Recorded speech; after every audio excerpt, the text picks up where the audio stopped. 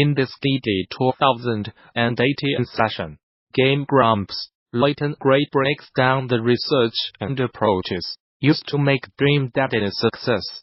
Gray contextualizes the current cultural climate by deconstructing the art movements of the 20th century and explaining how to effectively utilize memes and internet culture in one's own game. It was an insightful talk that's definitely still worth watching, so developers should not miss the opportunity to do so now that it's freely available on the official GD YouTube channel. In addition to this presentation, THEGDC Vault and its accompanying YouTube channel offers numerous other free videos, audio recordings, and slides from many of the recent game developers conference events.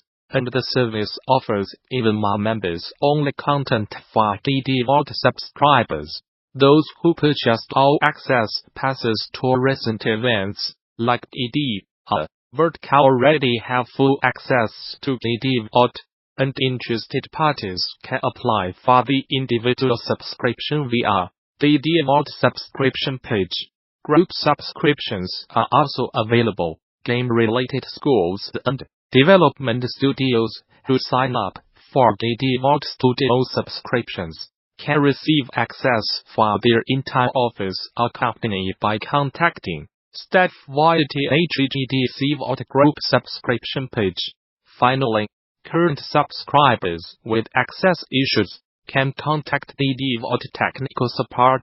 Writing for video games is perhaps the most romanticized discipline in the video game creation process. People who would not know any better imagine an author with a concrete vision, flanked by programmers, designers, and artists that shared vision. They work together like a well-oiled Magneto support that narrative vision, and when the game is eventually released, the story is exactly how the writer imagined. Of course, it does not work like that, and last week a group of accomplished game writers got together to tell their honest stories from the game writing trenches. Game writers Steve Fixman, Mary Ann Krawczyk, and Tom Bissell gathered at the Quest by invitation of the Writer Escal Foundation in Los Angeles on a panel moderated by Naughty Dog creative director and writer Neil Druckmann, to top the craft of game writing, sharing stories about difficulties working on their most famous games, theories about the craft and what separates it from so many other forms of narrative. Speaking for a mixed audience of film writers and game industry professionals, their stories ranged from basic advice on getting into games writing, to anecdotes from the making from their biggest games that show the frustrations, obstacles, and triumphs of telling good stories inside AAA and sometimes indie video games. Fixman, Krawczyk, and Bissell all entered their respective careers from wildly different circumstances, which each informed their first surprises as to what would happen when trying to tell tall tales in digital worlds. Fixman, hired up from the QA trenches at Insomniac, remembered getting his first Ratchet and Clank game that brought him to a Shark Tank-style meeting with a panel of Insomniac animators and designers. I wrote this joke where Ratchet and Clank are in a ship together and the designers wanted them to fall asleep so they could wake up in a new environment, he explained. So this task comes out. Ratchet goes, "Oh cryo sleep, guess I am not gonna fall asleep," and of course he falls asleep, and Clank says, "Knowing it's good that boss does not work on robots," and that boxing glove pops out and knocks him out. They just started peppering me with, "Why is this funny? What is the joke? Where does this fall in the hero's journey? Is this the save the cat moment?" I am wide-eyed and going, I thought it was fun. I am so sorry. That's what I realized. As a game writer, you think you have this freedom, but you do not. There are so many constraints and so many moving pieces, and from then on out, I was hyper-aware that any time you write anything in a script, that changes the game for 20 different departments. Kravchuk, most famous for her work on the God of War games, got her first job at Sony Santa Monica and immersed herself in some quick design courses to help her understand the craft she had been doing. Then worked closely with game director David Duffy to be a RAINSTORMHIS ideas for the first game and shape them into a cohesive narrative. David had a really clear framework for what he wanted. He just did not know what the story was or how necessarily in text it existed yet. Kravchuk said, "My job was to sit there and talk to him. When do you start coupling together the story?" As he was figuring out how to tell it and figuring out the designer and presentation on the story, twists and everything came very organically. Many of the series, most talked about story beats, came out of those sessions, including the tragic reveal of Kratos' familicide and his ghost white skin.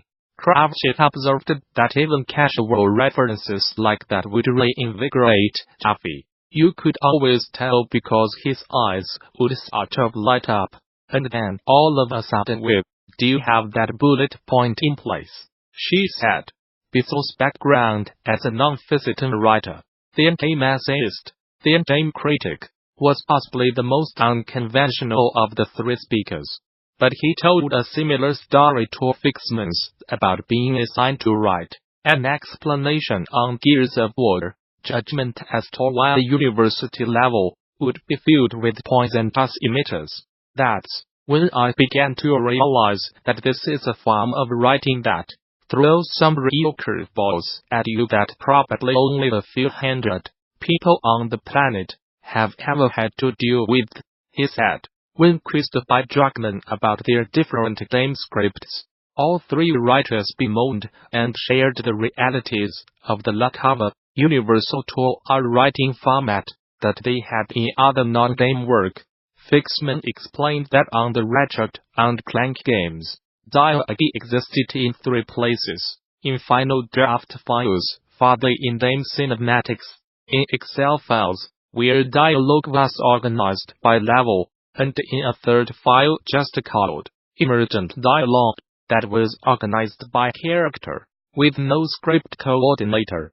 Every change Fixman made to a Ratchet and Clank script had to be made in three different places, hundreds of times throughout production, on God of War and her other projects. Kravchuk said she tries to keep it in Final Draft as much as possible. But Bissell shared Fixman's woes in a story about the opening scene of Battlefield Hardline.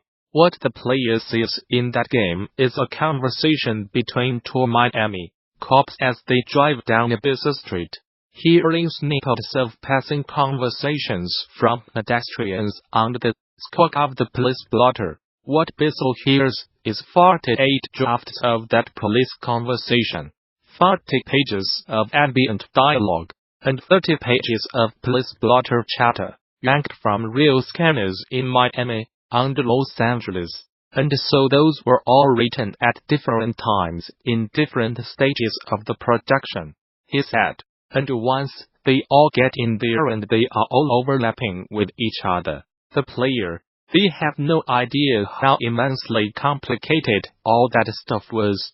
Bissell and Kravchuk both expressed a desire to work with tools they could take from studio to studio, that could track version changes and keep track of correlating dialogue needed to create a fluid experience. Druckmann, seeing Kravchuk putting a finger gun to her head at the mention of ambient dialogue, a Schedule 3 told, shared the most difficult part of their writing process, and for all three, the biggest nightmare was bulk dialogue. Ambient dialogue enemies shout to alert players to gameplay clues and expository directives. Characters muttering to themselves something like, "I need to go through that door." Fixman said he struggled to keep directives that came out of play testing feedback in line with the characters' voices, pointing out that the problem really scales up when you do not just need to solve this once, you need to solve these problems 10 times for the same thing. Bissell offers a specific example from his work on Batman Arkham Origins. Though satisfied with the final story, he remembers one day 2 years ago when creative director Eric Holmes called him up and said they needed board dialogue for one of the series' Predator stealth sections. This was over Christmas.